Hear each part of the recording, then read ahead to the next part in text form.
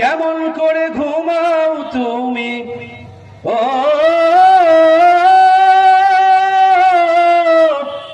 মানুষ, কেমন করে ঘুমাও তুমি ফজর করে কাজা, এমনও তো হতে পারে জহরে জানাজা, ঠিক না?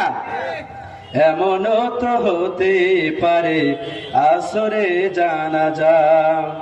কেমন করে ঘুমাও তুমি, কেমন করে ঘুমাও তুমি ফজর করে কাজা, এমনও তো হতে পারে মাগরিবে জানাজা রে তোর, এমনও তো হতে পারে আসরে জানাজা।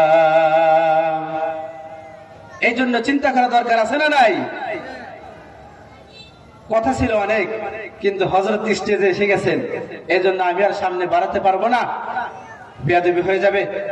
এজন্য যাই কিছু বললাম এর উপরে আল্লাহ তাআলা সর্বপ্রথম আমাকে আমল করার তৌফিক দান করুক এবং আপনাদেরকে আমল করার তৌফিক দান করুক। সকলে বলেন আমিন।